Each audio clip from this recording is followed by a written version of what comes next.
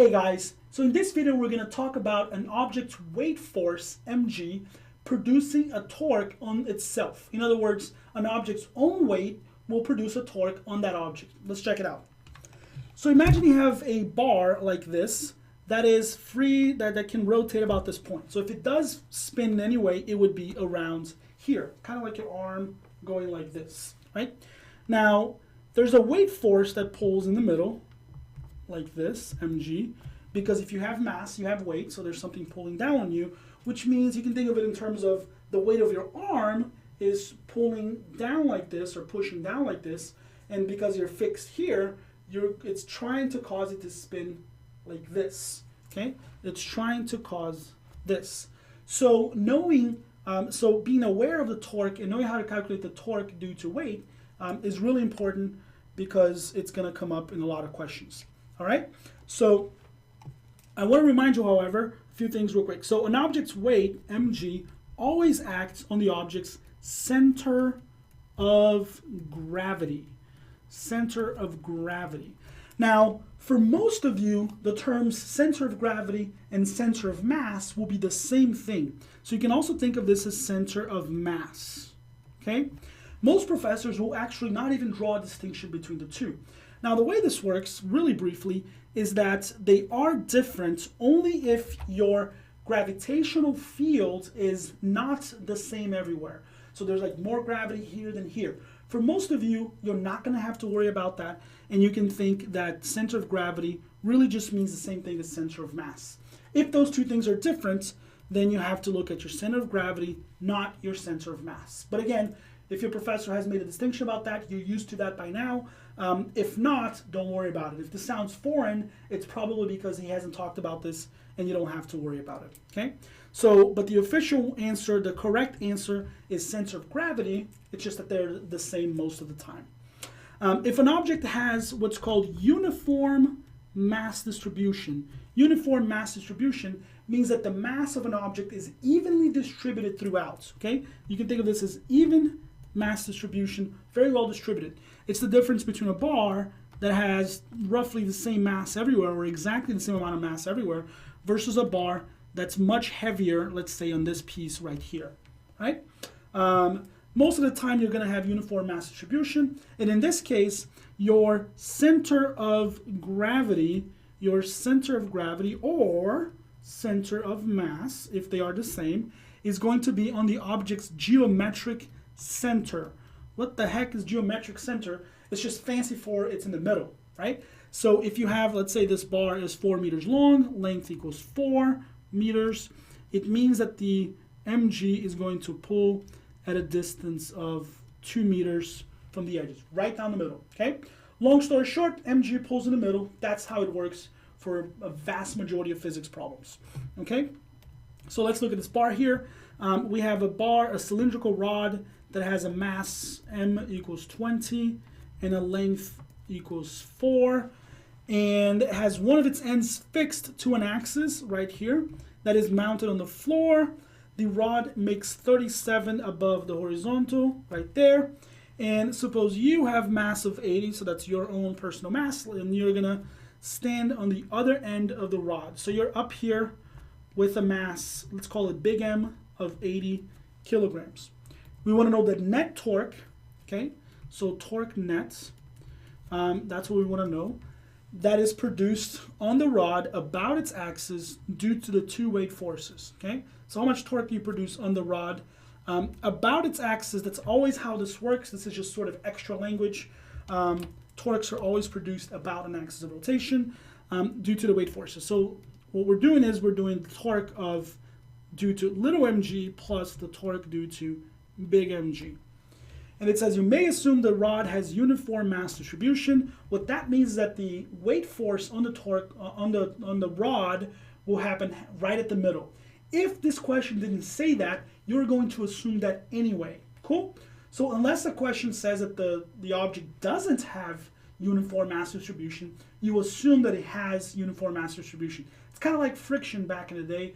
If it didn't say anything about friction, you just assume no friction. Okay? It's fixed in place, so it does not move or rotate. So this object, the rod isn't going to move sideways or up and down. And actually, in this particular case, it doesn't even spin. Now, just to be clear, it doesn't mean that there is no torques on it. It just means that for whatever reason, something stuck here, it's made to not spin. Okay? You don't do anything with that. You still calculate the net torque on it. All right, so we can calculate these two guys individually. Torque of little mg, torque of big mg, and then we're going to put them together. I'm going to leave a little space for the signs. And remember, torque is Fr sine of theta.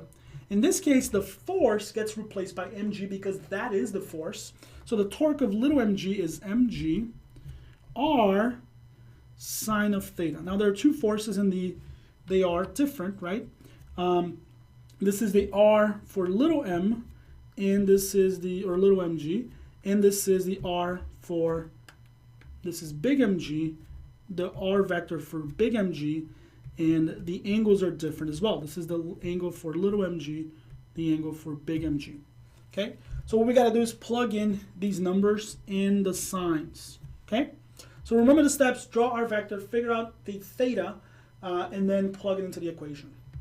So little mg acts right in the middle because this is uniform mass distribution. The r vector is of an arrow from the axis of rotation right here to the point where the force happens. So this is r for mg, okay? And the other mg is going to have an r that goes all the way to the end of the bar because you stand on the edge right here. This is r big mg, okay? So r little mg is half of the bar because mg acts in the middle. So the length of the bar is 4, so your rmg is 2, your r big mg is 4. Okay, so we got the r's figured out.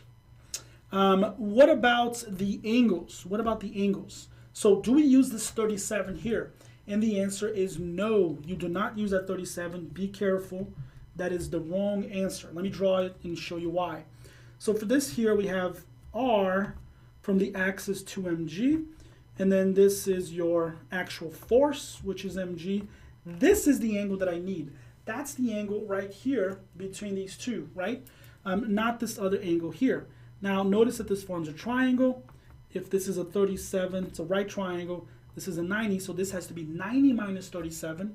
So this is 53. Very, very careful. We're going to use 53 instead, okay? The same thing happens for the other mg.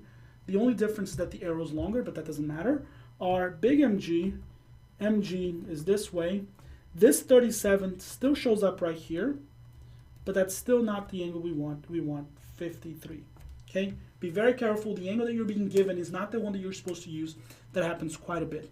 Now, finally, before we plug all this stuff in here, we got the angle, we got the r's, we can find the f's, it's just mass times gravity. Now let's look at the sine, okay? So what we're gonna do is pretend that this rod is your arm, right? And you're being pushed down this way by the first force, which causes you, or tries to cause a rotation this way, which is like this, which is counterclockwise, it's positive, it follows a unit circle, and that's the one in the middle. The one at the end does the same thing, it tries to cause you to spin this way. They're both giving you a positive torque because they try to make you spin in the positive rotational direction, okay? So I'm going to say here that this torque is positive and that this torque is positive. So they get positives on both, okay? So the first mass is a little mg has a mass of 20. I'm going to use 10 for gravity. R for the little guy is 2 sine of 53. That's the same angle for both. When you put all of this together, you get 313 Newton meter. Here you have positive. The m instead of 20 is 80. Gravity, I'm rounding it to a 10. The r, the distance, instead of a 2, it's a 4. And the angle is 53 as well. When you multiply all of this, you get 2504. They're both positive, so the net torque is just both of these guys added, plus 313. plus positive 2504 gives us a positive 2817 Newton meter. Cool. So that's how this works. The weight due to the weight force. The torque due to the weight force. Really important to know how this works. A lot of this stuff's going to come up later. So that's it for this one. Let me know if you have any questions, and let's keep going.